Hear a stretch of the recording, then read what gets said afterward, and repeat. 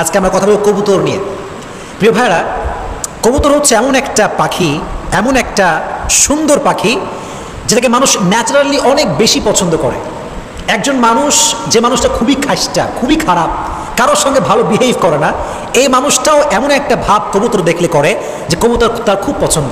আমি গত কয়েকদিন আগে ওমরায় গিয়েছিলাম, তো আমি মদিনা যখন গিয়েছিলাম, মদিনাতে জাস্ট এন্ট্রান্সেই, মানে আপনি যখন এন্ট্রি নেবেন, প্রবেশ করবেন, তার পূর্বেই সুন্দর একটা কবুতর চত্বর আছে, বিশাল বড় চত্বর, এত কবুতর দেখলে মনটা জুড়িয়ে যায়। তো দেখলাম যে কবুতর এতগুলো আছে, কিন্তু কোনো মানুষ কবুতর ধরছে না, খাচ্ছে না।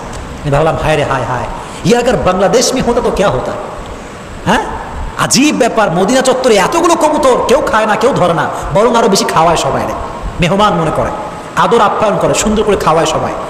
এত সুন্দর সুন্দর কবুতর ওখানে আছে। আবার কাবার পাশে ক্লক টাওয়ারের পাশে বিশাল বড় কবুতর চত্বর, মদিনা চাইতে আরো বড়।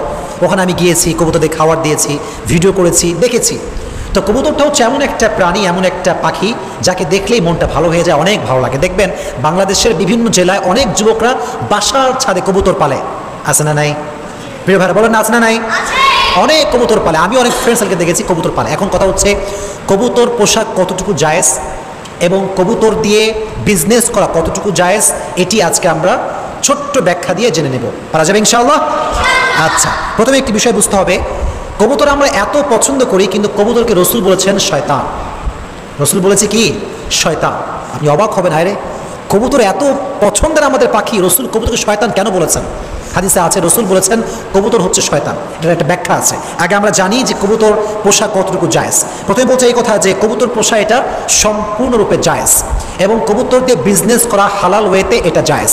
তবে কবুতর দিয়ে যদি কেউ, কোনো ব্যক্তি, মনে রাখবেন একটি বিষয়, এবং এটি একটি মাসআলা, সেটি হচ্ছে এই যে কবুতর দিয়ে খেলাধুলা করা মাকরুহ। কবুতর দিয়ে খেলাধুলা করা মাকরুহ। আর যদি কবুতর দিয়ে কেউ লটারি উড়ায়, মানে লটারি করে কবুতরের মাধ্যমে, তাহলে তার সাক্ষ্য গ্রহণ করা হবে না। এটি ইমাম নববী রহমতুল্লাহি আলাইহি বর্ণনা করেছেন। এখন কথা হচ্ছে কবুতর দিয়ে বিজনেস করা আসলে কতটুকু জায়েজ? এটা নিঃসন্দেহে জায়েজ, তবে বিজনেস এটা মাপ কাঠি হতে হবে এরকম যে আপনি পুষার মাধ্যমে যতটুকু আপনার খরচ হয়েছে অধিক লাভ করতে পারবেন না। অনেকে দেখা যায় একটা কবুতরের দাম কত হবে, আচ্ছা ভাবলাম 300 টাকা, কিন্তু দেখা যায় অনেক কবুতর ব্যবসায়ী আছে তারা 600, 700, 800, 1000 পর্যন্ত দাম রাখে। এটা ঠিক না। প্রত্যেকটা বিজনেসের একটা মাপকাঠি আছে, একটা সীমারেখা আছে, অতিরিক্ত দাম রাখা জায়েজ হতে পারে। আচ্ছা, এবার আসেন রসুল কেন শয়তান বলেছেন, এটা বলে আমরা শেষ করে দেবো ইনশাআল্লাহ।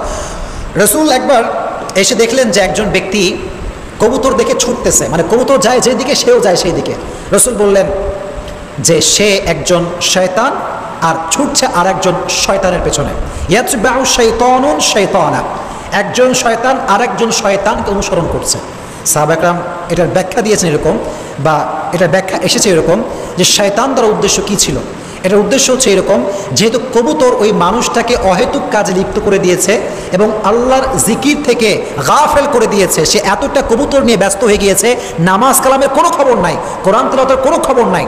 তাই রাসূল বলছেন যে একজন শয়তান আর একজন শয়তানকে অনুসরণ করছে। দ্যাট মিনস এটা শয়তান দ্বারা উদ্দেশ্য ওই শয়তান না, বরং এটা হচ্ছে দুনিয়ার মোহে ব্যস্ত করে দিয়েছে, আখিরাত থেকে গাফেল করে দিয়েছে। এজন্য দেখবেন অনেক লোক আছে এরকম যে এত বেশি পাখি প্রেমিক যে পাখির প্রেমে পড়ে আব্বা আম্মার সঙ্গে কথা কয় না, নামাজ কালামও পড়ে না, খালি পাখি আর পাখি। এটা ঠিক না, সব কিছু একটা লিমিটেশন আছে। আল্লাহ তাআলা আমাদের সবাইকে বুঝে শুনে আমল করা তৌফিক দান করুক, সকলে পড়ে আমিন।